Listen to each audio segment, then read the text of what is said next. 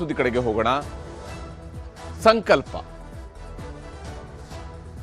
ಮುಖ್ಯಮಂತ್ರಿ ಉಪಮುಖ್ಯಮಂತ್ರಿ ಇವರಿಬ್ಬರೂ ಕೂಡ ಸೇರಿಕೊಂಡು ಇಡೀ ಸರ್ಕಾರ ತನ್ನ ಸಂಕಲ್ಪವನ್ನು ಮಾಡಿದೆ. ಒಂದು, ತಮಗೆ ಕೊಟ್ಟಿರುವಂತಹ ಅಧಿಕಾರದ ಅವಧಿಯಲ್ಲಿ ನುಡಿದಂತೆ ನಡೆದಿದ್ದೇವೆ, ನುಡಿದಂತೆ ನಡೀತೇವೆ, ಮುಂದೆಯೂ ಕೂಡ ನಡೆಯಲಿದ್ದೇವೆ ಅನ್ನುವ ಸಂಕಲ್ಪ. ಕೊಟ್ಟ ಭರವಸೆಗಳಲ್ಲಿ ಆಲ್ಮೋಸ್ಟ್ ಅರ್ಧದಷ್ಟು ಈಡೇರಿಸಿಯಾಗಿದೆ, ಉಳಿದ ಅರ್ಧವನ್ನು ಕೂಡ ಮುಂದಿನ 2 ವರ್ಷಗಳಲ್ಲಿ ಪೂರೈಸ್ತೀವಿ ಅನ್ನುವಂಥ ಸಂಕಲ್ಪ. ಆದರೆ ಈ ಸಂಕಲ್ಪದ ಜೊತೆಗೆ ಮತ್ತೊಮ್ಮೆ ಅಧಿಕಾರಕ್ಕೆ ಬರುವ ಸಂಕಲ್ಪ ತೊಟ್ಟಿರುವಂತಹ ಕಾಂಗ್ರೆಸ್ ನಾಯಕರುಗಳ ಇವತ್ತು ನಡೆಸಿರುವಂತಹ ಸಮಾವೇಶ ಮತ್ತು ಆ ಸಮಾವೇಶದ ಸುತ್ತಲೂ ನಡೆದಿರುವಂತಹ ರಾಜಕೀಯ ಬೆಳವಣಿಗೆಗಳು ಏನೇನಿದ್ದಾವೆ ಅನ್ನೋದನ್ನ ಈ ವರದಿ ಮೂಲಕ ತೋರಿಸ್ತಾರೆ. ಸನ್ಮಾನ್ಯ ಮುಖ್ಯಮಂತ್ರಿ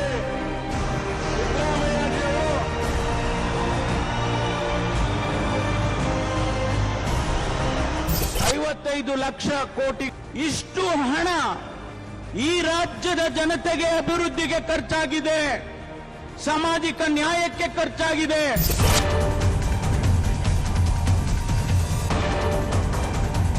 ಪ್ರಣಾಳಿಕೆಯಲ್ಲಿ ಹೇಳಿದಂತ ಭರವಸೆಗಳನ್ನು ಕೂಡ ಈಡೇರಿಸಿ ಈ ರಾಜ್ಯದ ಅಭಿವೃದ್ಧಿಯನ್ನ ಮಾಡಿದ್ದೇವೆ. ಇವರೆಲ್ಲ ಟೀಕೆ ಮಾಡ್ತಾ ಇದ್ದಾರೆ. ಭಗವಂತ ನಿಮ್ಗೆ ಅವಕಾಶ ಕೊಟ್ಟಿದ್ದಲ್ಲ, ಡಬಲ್ ಗೌರ್ಮೆಂಟ್ ಇದ್ದಲ್ಲ, ಡಬಲ್ ಇಂಜಿನ್ ಗೌರ್ಮೆಂಟ್, ಇಂಥದೊಂದು ಕೆಲಸ ನೀವು ಮಾಡಕ್ ಆಗ್ಲಿಲ್ಲ. ತುಮಕೂರು ಇಂದು ಸಂಪೂರ್ಣ ಕಾಂಗ್ರೆಸ್ ಮಯವಾಗಿತ್ತು. ಸರ್ಕಾರಕ್ಕೆ 3 ವರ್ಷ ತುಂಬಿದ ಸಂಭ್ರಮವನ್ನ ಕೈನಾಯಕರು ಭರ್ಜರಿಯಾಗಿ ಆಚರಿಸಿಕೊಂಡಿದ್ದಾರೆ. ಆದರೆ ಈ ಸಂಭ್ರಮವನ್ನ ಜನರ ಜೊತೆ ಆಚರಿಸಲು ನಿರ್ಧರಿಸಿದ್ದ ಸರ್ಕಾರ ಭೂ ಗ್ಯಾರಂಟಿಯ ಅಡಿಯಲ್ಲಿ ಹಕ್ಕುಪತ್ರಗಳನ್ನು ಹಂಚುವ ಮೂಲಕ ತಮ್ಮದೇ ಜಮೀನಿನ ದಾಖಲೆಗಾಗಿ ಒದ್ದಾಡುತ್ತಿದ್ದ ಜನರ ದಶಕಗಳ ಕನಸನ್ನ ನನಸು ಮಾಡಿದೆ.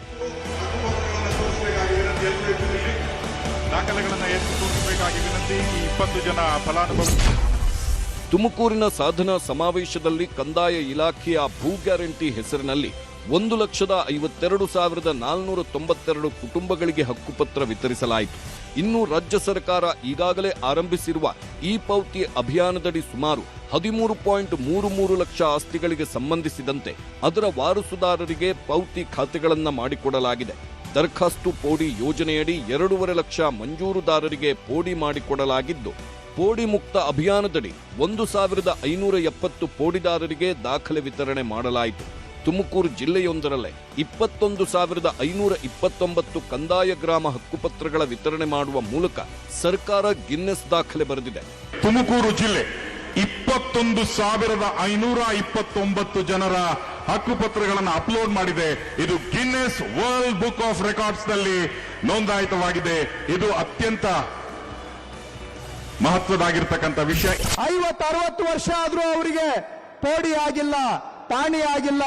ಇವತ್ತು ಅವರಿಗೆ ನಾವೇ ಹೋಗಿ ಅವ್ರ ಜಮೀನಿಗೆ ಸರ್ವೆ ಮಾಡಿ ಸ್ಕೆಚ್ ಮಾಡಿಕೊಟ್ಟಿದ್ದೇವೆ. ಸರ್ವೆ ಸ್ಕೆಚ್ ಜೊತೆಗೆ ಟಿಪ್ಪಣಿ, ಅದಕ್ಕೆ ಬೇಕಾದಂತ ಆಕಾರ ಬಂದು ಹಾಗೂ ಅವೆಲ್ಲ ದಾಖಲೆಗಳನ್ನ ರೆಡಿ ಮಾಡಿ ಅದರ ಜೊತೆಗೆ ಅವರ ಹೆಸರಿಗೇನೆ ಪಾಣಿ RTC ಅನ್ನು ಕೂಡ ಮಾಡಿ ಎಲ್ಲ ದಾಖಲೆಗಳ ಸಮೇತ ಇವತ್ತು ಅವರಿಗೆ 50 ವರ್ಷದಿಂದ ಆಗದೇ ಇದ್ದಂತ ಕೆಲಸ ಅವರ ಮನೆ ಬಾಗಿಲಿಗೆ ಹೋಗಿ ನಾವು ಮಾಡಿಕೊಡ್ತಾ ಇದ್ದೇವೆ. ಸರ್ಕಾರದ ಸಾಧನಾ ಸಮಾವೇಶದ ವೇದಿಕೆಯಲ್ಲೇ 630 ಅಂಗನವಾಡಿ ಕಾರ್ಯಕರ್ತೆಯರ ನೇಮಕಾತಿ ಪತ್ರಗಳನ್ನು ವಿತರಿಸಲಾಗಿದೆ. ಜೊತೆಗೆ ಹೊಲಿಗೆ ಯಂತ್ರಗಳು, ಪ್ರತಿಭಾನ್ವಿತ ಮಕ್ಕಳಿಗೆ ಲ್ಯಾಪ್ಟಾಪ್ ಸೇರಿದಂತೆ ಸರ್ಕಾರದ ವಿವಿಧ ಇಲಾಖೆಗಳ ಸವಲತ್ತುಗಳನ್ನು ವಿತರಣೆ ಮಾಡಲಾಯಿತು.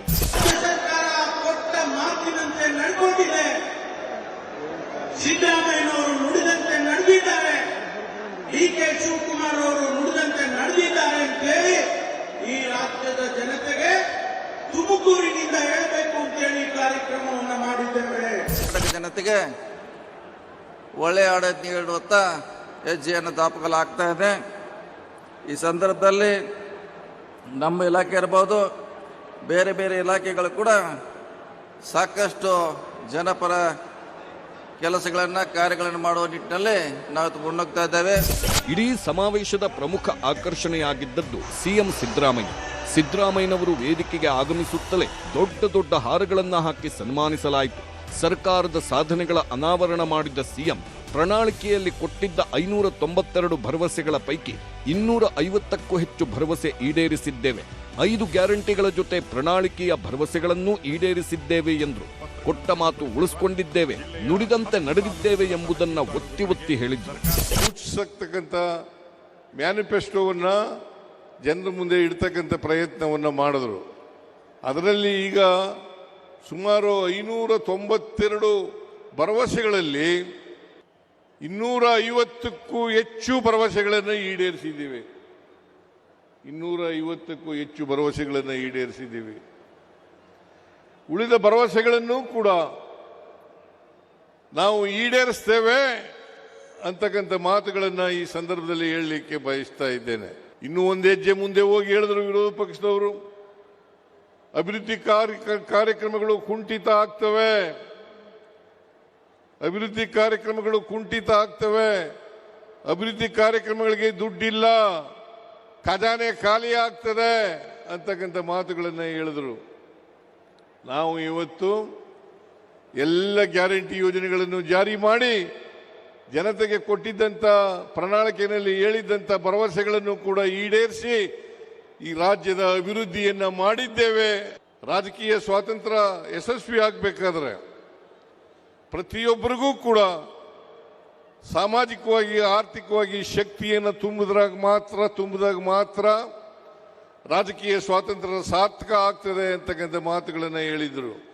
ಅದರಂತೆ ನಾವು ಇವತ್ತು ಸಮಾಜದಲ್ಲಿರ್ತಕ್ಕಂಥ ಯಾವುದೇ ಭೇದ ಭಾವ ಮಾಡದೇನೆ ಈ ಬಡವರಿಗೆ ಆರ್ಥಿಕವಾಗಿ ಸಾಮಾಜಿಕವಾಗಿ ಶಕ್ತಿ ತುಂಬತಕ್ಕಂಥ ಕೆಲಸವನ್ನು ಮಾಡಿದ್ದೇವೆ. ಇದೇ ವೇದಿಕೆಯಲ್ಲಿ ನಿಂತು ಕೇಂದ್ರ ಸರ್ಕಾರದ ವಿರುದ್ಧ ಅಬ್ಬರಿಸಲು ಸಿಎಂ ಸಿದ್ದರಾಮಯ್ಯ ಮರೆಯಲಿಲ್ಲ. ಮನಮೋಹನ್ ಸಿಂಗ್ ಕಾಲದಲ್ಲಿ ಪೆಟ್ರೋಲ್ ಬೆಲೆ 40 ರೂಪಾಯಿ ಇದ್ದದ್ದು ಈಗ ಮೋದಿ ಕಾಲದಲ್ಲಿ 109 ರೂಪಾಯಿ ಆಗಿದೆ. ಅಮೆರಿಕಾದೊಂದಿಗೆ ವ್ಯಾಪಾರ ಒಪ್ಪಂದದಿಂದಾಗಿ ಆರ್ಥಿಕತೆ ಏರುಪೇರಾಗ್ತಿದೆ ಎಂದು ಕೇಂದ್ರ ಸರ್ಕಾರದ ಆರ್ಥಿಕ ನೀತಿಗಳನ್ನು ಟೀಕಿಸಿದ್ರು. ಅಲ್ಲದೆ ನೀಟ್ ಪ್ರಶ್ನೆ ಪತ್ರಿಕೆ ಲೀಕ್ ಆದ ಕಾರಣಕ್ಕೆ 22 ಲಕ್ಷ ವಿದ್ಯಾರ್ಥಿಗಳಿಗೆ ಅನ್ಯಾಯವಾಗಿದೆ. ಮರುಪರೀಕ್ಷೆಯ ಆಘಾತಕ್ಕೆ ಸಿಲುಕಿ ವಿದ್ಯಾರ್ಥಿಗಳು ಆತ್ಮಹತ್ಯೆ ಮಾಡಿಕೊಳ್ಳಲು ಕೇಂದ್ರ ಸರ್ಕಾರವೇ ಕಾರಣ ಎಂದು ಸಿದ್ದರಾಮಯ್ಯ ಗುಡುಗಿದ್ರು. ಭಾರತೀಯ ಜನತಾ ಪಕ್ಷದ ರೀತಿಯಲ್ಲಿ ವಿಷ ಇಂತಕ್ಕಂಥ ದ್ವೇಷದ ಬೆಂಕಿಯನ್ನು ಆಗ್ತಕ್ಕಂಥ ಕೆಲಸವನ್ನು ನಾವು ಮಾಡಲಿಲ್ಲ.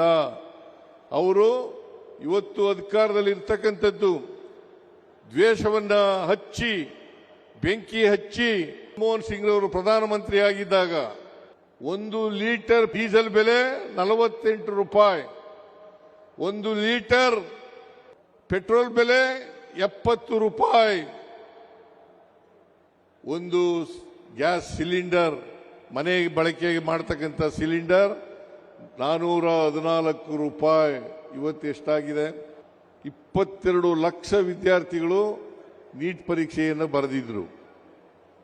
ಅದು ಲೀಕ್ ಆಯಿತು. ಈಗ ಪರೀಕ್ಷೆ ಮುಂದೂಡಿದ್ದಾರೆ. ಅನೇಕ ಜನ ಆತ್ಮಹತ್ಯೆಯನ್ನು ಮಾಡ್ಕೊಂಡ್ರು. ಈ ಆತ್ಮಹತ್ಯೆಗೆ ನೇರ ಕಾರಣ ಕೇಂದ್ರ ಸರ್ಕಾರ.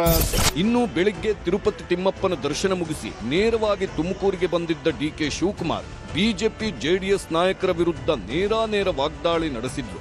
ಟೀಕೆಗಳು ಸಾಯುತ್ತವೆ, ಮಾಡಿರೋ ಕೆಲಸಗಳು ಉಳಿಯುತ್ತವೆ, 2028ಕ್ಕೂ ನಮ್ಮದೇ ಸರ್ಕಾರ ಬರುತ್ತೆ, ಬರೆದಿಟ್ಟುಕೊಳ್ಳಿ ಅಂತ ಸವಾಲು ಹಾಕಿದ್ರು. ನಮ್ಮ ಗ್ಯಾರಂಟಿಯನ್ನ ಗಮನದಲ್ಲಿಟ್ಕೊಂಡು ಅವರ ಬದುಕಿನಲ್ಲಿ ಕಾಂಗ್ರೆಸ್ ಸರ್ಕಾರ ಕೊಟ್ಟಂತ ಗ್ಯಾರಂಟಿ ಇಡೀ ದೇಶಕ್ಕೆ ಮಾದರಿ ಅಂತೇಳಿ ನಮ್ಮ ಗ್ಯಾರಂಟಿಯನ್ನ ಇವತ್ತು ಕಾಪಿಯನ್ನ ಮಾಡಿಕೊಂಡು ಅವರು ಕೂಡ ನಮ್ಮ ದಾರಿಯನ್ನೇ ಇವತ್ತು ಹಿಡಿದು ಇವತ್ತು ಹೆಜ್ಜೆಯನ್ನು ಹಾಕ್ತಾ ಇದ್ದಾರೆ. ನಾನು ಬಿಜೆಪಿ ಜನತಾದಳದ ಸ್ನೇಹಿತರುಗಳು ಕೇಳ್ತೀನಿ ಇಷ್ಟೇ, ಕೋವಿಡ್ ಅಲ್ಲಿ ಸತ್ತಂತ ಜನರಿಗೆ, ಕೋವಿಡ್ ಅಲ್ಲಿ ನರಳಂತ ಜನರಿಗೆ ನಿಮ್ ಕೈಲಿ ಸರಿಯಾಗಿ ಅವ್ರಿಗೆ ನ್ಯಾಯವನ್ನು ಒದಗಿಸ್ಕೊಡಕ್ಕಾಗ್ಲಿಲ್ಲ. ನಮ್ಮ ಪ್ರಭುಗಳು ಒಂದ್ ಕಡೆ ಒಂದು ಮಾತು ಹೇಳ್ತಾರೆ, ಕೊಟ್ಟ ಕುದುರೆಯನ್ನು ಹೇರಲು ಬಯಸುವನು, ಕೊಟ್ಟ ಕುದುರೆಯನ್ನು ಹೇರಲು ಬಯಸುವನು ವೀರನು ಅಲ್ಲ, ಶೂರನು ಅಲ್ಲ. ಅಧಿಕಾರ ಕೊಟ್ಟಾಗ ನಿನ್ ಕೈಲಿ ಮಾಡಕ್ಕಾಗದೇ ಇದ್ದಾಗ, ಅಧಿಕಾರ ಇಲ್ಲದೆ ಹೋದಾಗ ಬರೀ 17 ಜನ ಮಡಿಕೊಂಡು ನಾನು ಹರಿತೀನಿ ಅಂತಂದ್ರೆ ನಿಮ್ ಕೈಲಿ ಏನು ಮಾಡ್ಲಿಕ್ಕೆ ಸಾಧ್ಯ ಇಲ್ಲ. ನಿಮ್ಮ ಶಾಸಕರು ವಿಧಾನಸಭೆಯಲ್ಲಿ ಒಬ್ರು ಕೂಡ ಈ ಬಡವರ ಬಗ್ಗೆ ಒಂದಿನ ಒಂದು ಮಾತಾಡಕ್ಕಾಗಿಲ್ಲ. ಜನತಾದಳ ಬಿಜೆಪಿ ಇಬ್ರು ಸೇರಿ ಬರ್ಕೊಳ್ಳಿ, ನೀವು ಬರ್ಕೊಳ್ಳಿ. ನಿಮ್ಮ ಸರ್ಕಾರ ಕಾಂಗ್ರೆಸ್ ಸರ್ಕಾರ ಈ ರಾಜ್ಯದಲ್ಲಿ ನಿಮ್ಮ ಬದುಕಿನ ನಾವು ಯಾವ ರೀತಿ ಬದಲಾವಣೆಯನ್ನು ಮಾಡ್ತಾ ಇದ್ದೇವೆ, ಇಡೀ ದೇಶಕ್ಕೆ ಒಂದು ಮಾದರಿ ಸರ್ಕಾರವನ್ನು ಕೊಟ್ಟಿದ್ದೇವೆ, ಅದನ್ನ ಉಳಿಸ್ಕೊಂಡು ಹೋಗ್ತೇವೆ. ಸರ್ಕಾರವೇನೋ ಸಾಧನಾ ಸಮಾವೇಶ ಮಾಡಿತು, ಹಕ್ಕುಪತ್ರಗಳನ್ನೂ ಕೊಡ್ತು. ಆದ್ರೆ ಪ್ರತಿಪಕ್ಷಗಳು ಮಾತ್ರ ಟೀಕೆ ಮಾಡುವುದನ್ನ ಬಿಡಲಿಲ್ಲ. ರೈತರ ಆತ್ಮಹತ್ಯೆಯಲ್ಲಿ 2ನೇ ಸ್ಥಾನ, ಸಾಲ ಮಾಡಿದ್ದೇ ಗಿನ್ನೆಸ್ ದಾಖಲೆಯ ಅಂತೆಲ್ಲ ಟೀಕೆ ಮಾಡಿದ್ರು. ಆತ್ಮಹತ್ಯೆ ಪ್ರಕರಣದಲ್ಲಿ ಕರ್ನಾಟಕ ಮಹಾರಾಷ್ಟ್ರದ ನಂತರ 2ನೇ ಸ್ಥಾನದಲ್ಲಿದೆ. ಮಹಾರಾಷ್ಟ್ರ 1ನೇ ಸ್ಥಾನದಲ್ಲಿದೆ, ಕರ್ನಾಟಕ 2ನೇ ಸ್ಥಾನದಲ್ಲಿದೆ. ಸುಮಾರು 2023-24 2 ವರ್ಷದಲ್ಲಿ 5,000ಕ್ಕೂ ಹೆಚ್ಚಿನ ರೈತರ ಆತ್ಮಹತ್ಯೆ ಕರ್ನಾಟಕ ರಾಜ್ಯದಲ್ಲಿ ಆಗಿದೆ. ಇದು ಸಾಧನೆ.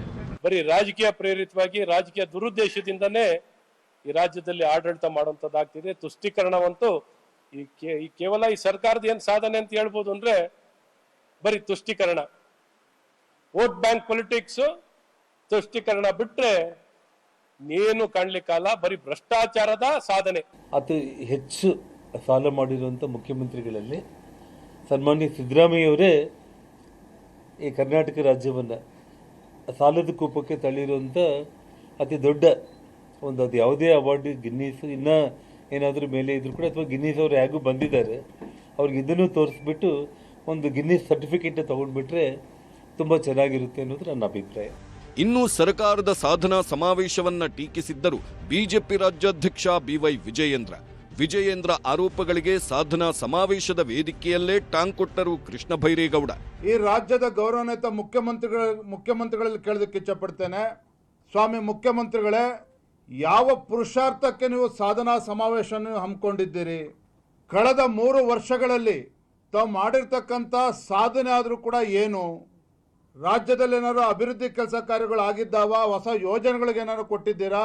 ನಮ್ಮ ಇಡೀ ಸರ್ಕಾರದ ಸಚಿವರ ಪರವಾಗಿ ಹೇಳಲಿಕ್ಕೆ ಬಯಸ್ತೇನೆ, ಯಾವ ಪುರುಷಾರ್ಥಕ್ಕೆ ಮಾಡ್ತಾ ಇದ್ದೀವಿ ಅಂದ್ರೆ, ಹೋದ 5 ವರ್ಷ ನೀವು ಮಾಡಿದ್ದು ನಿಮ್ಮ ಯೋಗ್ಯತೆಗೆ 8,500, ನಾವು ಮಾಡಿದ್ದೀವಿ 2.5 ಲಕ್ಷ ಮಾಡಿದ್ದೀವಿ. ಆ ಜನಸೇವೆ ಸಮರ್ಪಣೆಯ ಪುರುಷಾರ್ಥಕ್ಕಾಗಿ ಸಮಾವೇಶ ಮಾಡ್ತಾ ಇದ್ದೇವೆ.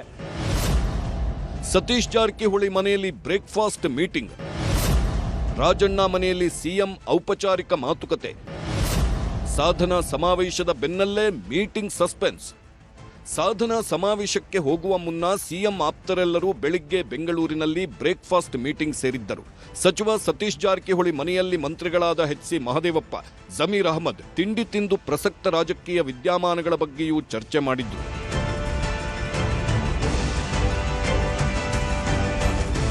ಇನ್ನು ಸಮಾವೇಶ ಮುಗಿದ ಕೂಡಲೇ ಕ್ಯಾತ್ಸಂದ್ರದಲ್ಲಿರುವ KN ರಾಜಣ್ಣ ಮನೆಗೆ ಸಿಎಂ ಹೋಗಿದ್ರು. 20 ನಿಮಿಷಗಳ ಕಾಲ ರಾಜಣ್ಣ ಮನೆಯಲ್ಲಿದ್ದು ಕಾಫಿ ಕುಡಿದುಕೊಂಡು ಮಾತುಕತೆ ನಡೆಸಿದ್ರು.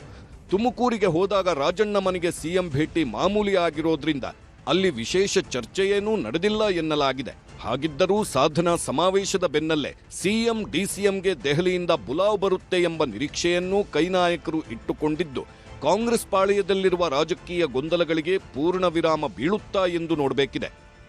Bureau report, news 18. ಇಲ್ಲಿ ಒಂದ್ ಕಡೆ ಸರ್ಕಾರ ತನ್ನ ಸಂಕಲ್ಪವನ್ನ ಮಾಡಿದೆ, ಆ ಮೂಲಕವಾಗಿ ಯಾವ ಸ್ವರೂಪದಲ್ಲಿ ತನ್ನ ಸಾಧನೆಗಳನ್ನು ಇವತ್ತು ಹೇಳ್ಕೊಂಡಿದೆ. ಮುಂದಿನ 2 ವರ್ಷಗಳ ಆಡಳಿತವನ್ನು ಕೂಡ ಜನ ಪರೀಕ್ಷೆಗೆ ಒಳಪಡಿಸ್ತಾರೆ. ಇವರ ಸಂಕಲ್ಪ ಯಾವ ಸ್ವರೂಪದಲ್ಲಿ ಮುಂದಿನ ಚುನಾವಣೆಯಲ್ಲೂ ಕೂಡ ಗೆಲ್ಲುವಂತಹ ಸಂಕಲ್ಪ ಯಶಸ್ವಿ ಆಗುತ್ತೆ ಇಲ್ಲ ಅನ್ನೋದನ್ನು ನೋಡಬೇಕು.